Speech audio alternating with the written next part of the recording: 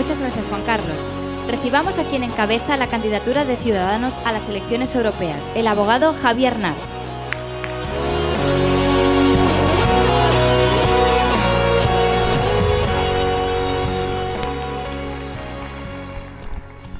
Me van ustedes a perdonar porque tengo la voz ni siquiera en cuarto decreciente, sino casi en cuarto inexistente.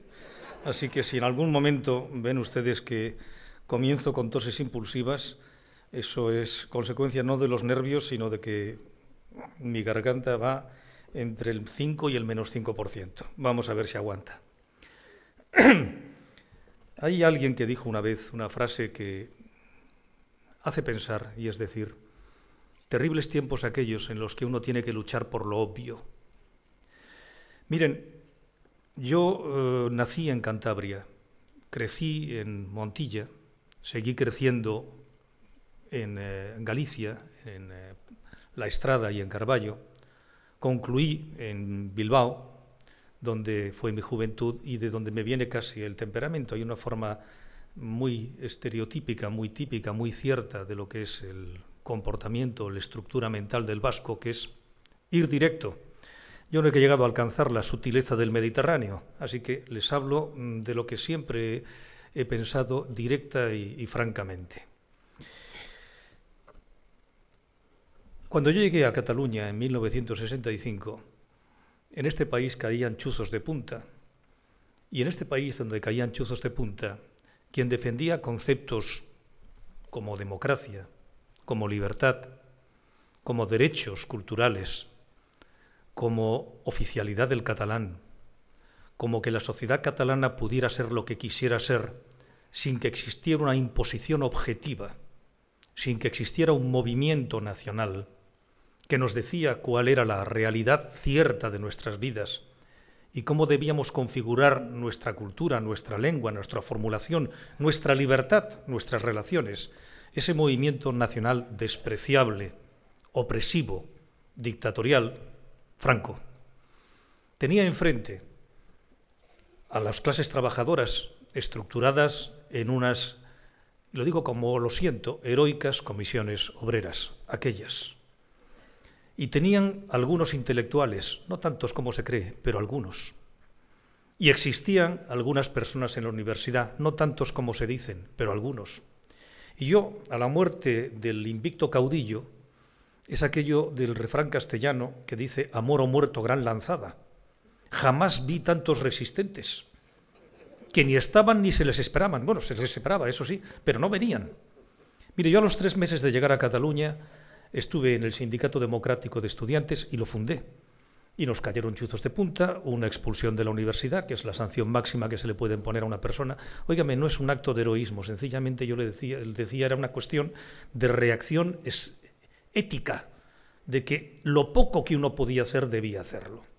Y claro, en este momento uno lo que se encuentra es ante una masa gigantesca de resistentes de ninguna resistencia, de heroicos somatens de no se sabe exactamente qué guerra, que lo que plantean son reivindicaciones que no son históricas sino histéricas.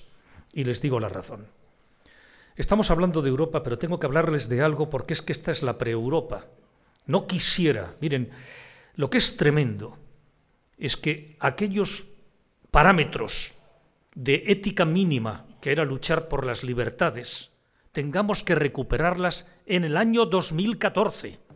Yo pensé que eso se había terminado en 1976-75. Nunca imaginé, se lo juro, que tuviera que reivindicar lo obvio, que es que no existiera otro movimiento nacional que, como aquel me definió como antiespañol, ahora me defina como anticatalán.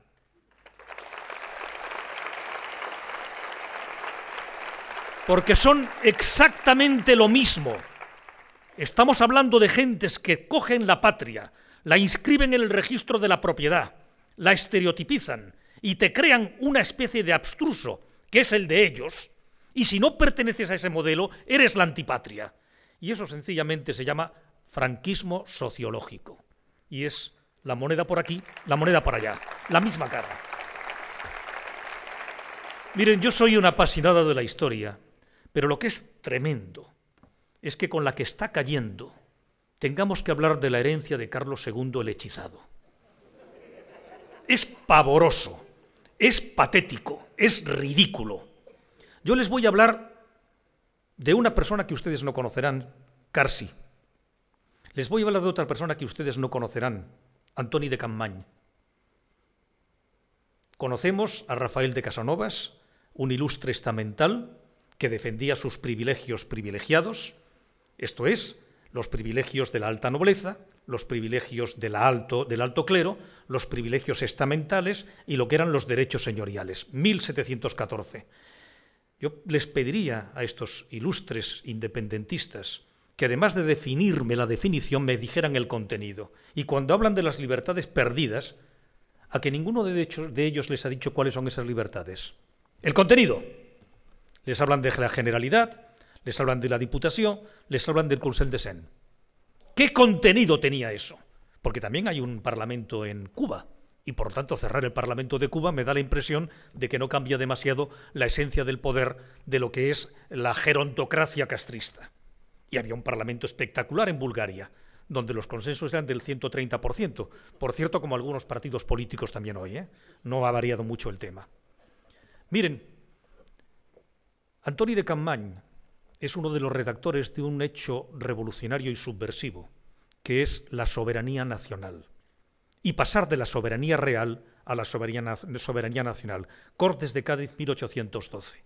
Cortes de Cádiz presididas por otro catalán, Lázaro Dou, Llàtzer Dou, del que ni Dios habla, porque nos referimos siempre, miren, todos los nacionalismos tienen como planteamiento un pasado mítico, una esclerosis de la historia y una reconversión que le llaman reconstrucción nacional. Y yo creo en la construcción social. Nosotros no somos unos bastardos ideológicos o culturales o sociales que tengamos que ser redimidos a través de un nuevo domum nacionalista. ¿Recuerdan ustedes, bueno, los que son algo mayores? Había unas huchas donde uno ponía un duro para poder convertir chinitos y negritos. Pues en este momento estamos en un domum ideológico que está fracturando la sociedad. Entonces, se pasa de una forma absolutamente obscena, desde 1714, como si fuera el momento donde Cataluña pierde sus libertades, olvidamos lo que es la lucha por la soberanía nacional, donde los catalanes fueron protagonistas, se olvidan las revoluciones liberales de 1835, de 1842 y 43, los famosos bombardeos de Barcelona, donde se bombardea por insurrecciones liberales que pedían la Constitución de 1812 y ni uno solo de los derechos perdidos, infectos derechos perdidos en 1714, que son estamentales y se corresponden a la historia de lo que es la soberanía de los privilegiados. De eso no se dice absolutamente nada. Pero miren ustedes, lo que es patético es que tengamos que estar hablando de lo que es la historia en el siglo XIX, porque no hay nacionalismo sin protohistoria, sin una historia mitificada de la que nos hacen olvidar todos los elementos. Y vamos a algo que es muy cercano. Cataluña se convierte en una región, en una zona de España rica y próspera, porque tiene una clase empresarial, una clase industrial catalana extraordinariamente activa y productiva, que no tenía nada que ver con la nobleza castellana y andaluza, que era absolutamente consumidora de grandes palacios y de inexistencia de riqueza. Pero se crea porque hay una mano de obra que llega de toda España, y por lo tanto con el esfuerzo de todos los españoles, y se crea con el ahorro de todos los españoles, y se crea con un mercado interno, que es el de toda España. Y en el siglo XIX, cuando se está creando la riqueza de Cataluña, los catalanes piden el proteccionismo del Estado. O sea, que no entren mercancías, paños de Manchester más baratos y mejores, y que se consuman peores y más caros catalanes. Y eso no es bueno ni malo. Eso es necesario para promocionar una industria. Y por lo tanto, ese hecho objetivamente necesario se olvida. Y hablamos en consecuencia de lo que son los agravios sufridos por Cataluña. Estamos ante una mistificación de la historia absolutamente repulsiva. Y quiero hablarles de algo muy concreto. Se dice que en Cataluña tenemos un problema de que España nos roba. Yo soy España, yo no robo a nadie. Yo soy España, yo soy un ciudadano de España y pago los impuestos que me corresponden, no por ser catalán, sino por ganar lo que gano, como cualquiera de ustedes. Así que no me pastoreen en una Cataluña oprimida. Yo soy simplemente ciudadano y tengo que reivindicar algo que se convierte en subversivo y revolucionario hoy, y es solidaridad. Y en consecuencia pensar que yo no soy un ombligo de mí mismo y que únicamente tengo que vivir para mí, sino que tengo que contribuir a lo que es algo fundamental como es la riqueza de todos. Y eso se llama impuestos. Y por lo tanto, cuando nos hablan de las balanzas fiscales y de todas esas historias al final, lo que reside es en un profundo egoísmo, aldeano y limitado. Y les voy a dar un dato que les puede ser de algún interés. Miren, Europa, y ahora voy a hablar de Europa, es un hecho decisivo, absolutamente fundamental en establecer paz tras casi 1500 años de guerras civiles tras el derrumbe del Imperio Romano, guerras civiles europeas. Progreso, estabilidad, unidad. Si Europa no está unida, desaparecemos y nos convertimos en un parque temático de gente culta y buena gastronomía. Como dijo el compañero Espinosa, ni Alemania pertenecería al G20. Y es verdad, Europa tiene que estar de esta forma definida y estructurada. Europa es una garantía de lucha contra la corrupción. Europa es una garantía de que los criterios fundamentales de solidaridad, de unión, de actuación conjunta, de existencia, nos harán y nos permitirán ser. Hace un año, Europa publicó un estudio que se llama Calidad de Gobierno Regional en Europa. Si entran ustedes, está en inglés, Quality of Regional Government. Y en ese lugar se especifica qué calidad de gobierno tienen los diferentes gobiernos de las regiones europeas. 199 gobiernos, desde Transilvania, Pomerania, o Baja Silesia, o Baviera, o Cataluña. 199 gobiernos, y estudian transparencia, o sea, lo que llaman ellos accountability, la calidad de explicar lo que están gastando y en qué lo gastan, eficacia y corrupción. 199 gobiernos. Cataluña, ¿saben ustedes en qué lugar está? En el 130. Somos la cabeza de Rumanía, Bulgaria, Hungría. Somos los menos malos del tercer pelotón, de los más corruptos, de los más ineficaces. Y esto lo dije el otro día en una reunión, en una conferencia que estábamos en la facultad de la Universidad Autónoma, y me sale el distinguido compañero responsable de la historia de Convergencia Democrática y me dice que eso seguramente es una manipulación. Y se dan ustedes cuenta de algo que me rejuvenece. Lo digo por los más mayores. El invicto caudillo siempre tenía una mantra, que era aquella cosa que incluso en el último discurso, poco antes de entrar en su enfermedad final, decía que era todo producto de una conspiración de judío-masónica bolchevique, que si a ellos les abochorna, a nosotros nos enaltece. Bueno, pues el distinguido compañero de Convergencia dijo que seguramente eso era una manipulación. Son datos objetivos. ¿Saben ustedes del 100% de los fondos de cohesión comunitaria, de ayuda comunitaria, cuál es el país que genera la mayor incógnita porque no ha justificado? El 80% se llama España. Esto es lucha contra la corrupción. Esto es absolutamente fundamental. ¿Saben ustedes lo que significa algo tan básico como pertenecer como catalanes? Miren, yo lo que siempre pretendo cuando me expongo o cuando explico algo es tratar de ser reflexivo. Yo no tengo capacidad de latiguillos divertidos, no soy una persona que sea capaz de hacer anécdotas que hagan reír. Cada uno es como es. Yo lo que pretendo es, sobre todo, respetarles y hacerles pensar y no movilizar sus tripas, sino sus sesos, que es mucho más serio. Generalmente,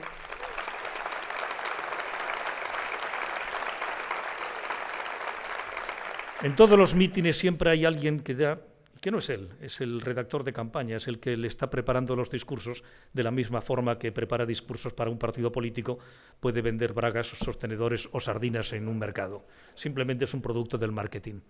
Bien, yo les voy a exponer algo. La independencia no es una bella aventura, tiene resultados. Miren, ni ustedes ni yo pagamos la renta del mes porque enamoremos a nuestro casero.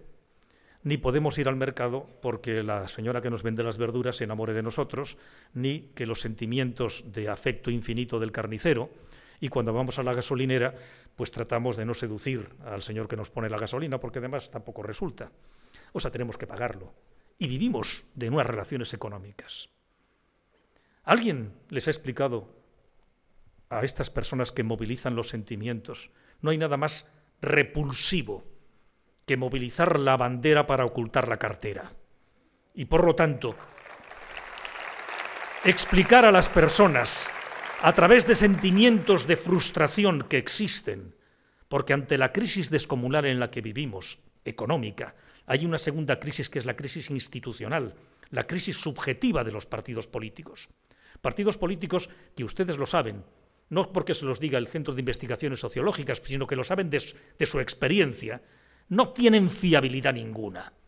Y esos partidos sin fiabilidad nos hablan de cambio y de regeneración, de catarsis, de una absoluta reestructuración. Y digo, bien, bienvenidos sean al club. Pero yo que no soy cristiano, hay una frase de Cristo que es interesante, por sus obras los conoceréis. ¿Cuál es la regeneración de los partidos de la degeneración? De los que nos han llevado a esta situación, todos. Pues miren ustedes, en Andalucía se llama Susana Díaz, que es del aparato. En Andalucía se llama el camarada Moreno del Partido Popular, que es del aparato. En la Secretaría General del Partido Socialista está el vicepresidente de la cosa, de aquella zapatética zapaterada. Y entonces yo digo, vamos a ver, ¿de qué estamos hablando? Gente que no ha visto una nómina en su vida, que nacieron en el partido, crecieron en el partido y a lo mejor se siguen reproduciendo en el partido, pero que ahí están. Y en consecuencia, ¿cómo podemos creer en ellos? Nosotros somos la consecuencia de un hartazgo ciudadano. Somos la consecuencia de decir basta y queremos realmente un proceso de regeneración y de impulso. Y cuando les hablaba de los enamoramientos de la carnicera, del señor que nos vendía las verduras, de la pescatera, al final todo se paga y todos vivimos de nuestra vida. Yo de mi vida de abogado, yo no vivo de ninguna nómina de partido, a mí no me han parido en un partido, ni a ninguno de ustedes. Y esa es una ventaja fundamental. Somos sencillamente ciudadanos que lo que queremos es protagonizar nuestra vida política, nuestra vida social, porque estamos ocupados por una secta, por un grupo de, yo diría, una partitocracia que se mantiene de una forma absolutamente encrespada e encrespada en el poder. Y cuando su ineficacia ya llega a puntos máximos, tienen el escape de decir la culpa es del otro, o si no, busquemos la patria nueva independiente en un viaje que se llama Ítaca. Y yo les voy a decir lo que se llama Ítaca. A ver si alguno de los distinguidos independentistas nos puede hablar del costo verdadero de la independencia. Les podría poner varios ejemplos. ¿Qué es el efecto frontera? El efecto frontera significa la reducción del comercio entre países que han sido antes unidos. Les pongo un ejemplo que no es el de Eslovenia, por ejemplo, con Serbia, porque ha habido una tensión y una cierta guerra, o Croacia con Serbia, sería muy extremo. Chequia y Eslovaquia se separaron. ¿Saben ustedes la disminución de comercio que existe entre ellos? El 62%. De comercio que no existe. Pero les hablo de 3 países hermanos. La primera cadena humana es la cadena báltica, no la de Cataluña. La disminución del comercio entre Letonia, Lituania y Estonia, entre ellos 3, es del 55%. Y eso lo vamos a trasladar ahora, países hermanos, a Cataluña. Cataluña, en el momento en que sea independiente, su comercio con España, con el resto de España, vamos a llamarle exportaciones españolas, son del 40 y tantos %, 45, 48, 46, depende por años. Eso significa que la mitad, con criterios estones, se va al garete. Y yo le preguntaría a los distinguidos compañeros revolucionarios, izquierdistas y progresistas de la Unión General de Trabajadores y de Comisiones Obreras que apoyan el derecho a decidir, esto es, el separatismo, dejémonos de músicas celestiales, si le han contado a sus trabajadores el problema de paro que se va a producir cuando disminuya el comercio por el efecto frontera, como ha ocurrido entre Letonia, Lituania y Estonia, en el 20 y tantos % de lo que es la producción catalana. Y esto no son teorías, esto son realidades, que es qué pasa allá, qué nos pasará a nosotros. Les voy a dar, y termino ya porque creo que es interesante, cuál es el comercio de exportación de Cataluña con algunos países claves. Con Alemania. A Alemania, Cataluña le exporta lo mismo que Andalucía. Si después de decir que los andaluces con nuestro dinero se van al bar y son una especie de, yo diría, de vagos borrachos, me da la impresión de que buen rollo no hay y que no van a seguir comprándonos con la misma intensidad. ¿Podemos prescindir del 50% de nuestro comercio con Alemania? A mí me da la impresión que no. Pero les voy a hablar de otro caso. Estados Unidos. La exportación catalana a Estados Unidos es idéntica a la que se produce con Galicia o con Murcia. ¿Podemos prescindir del 50% de nuestro comercio con Alemania? Y lo podría seguir diciendo sobre Francia. Óigame, yo tengo las ideas que tengo porque me vienen de algo tan antiguo, pero tan moderno, como la Ilustración. Y cuando tenemos que defender a Juan Jacobo Rousseau por encima del estamental y privilegiado Rafael de Casanovas, pasan dos cosas. Que hay algo muy malo, y es que tenemos que volver a defender lo obvio, y que simultáneamente hay algo muy bueno, y es que seguimos pensando en que nuestras líneas fundamentales es la solidaridad, la libertad, la igualdad, la fraternidad. Qué viejo es todo esto, y qué nuevo.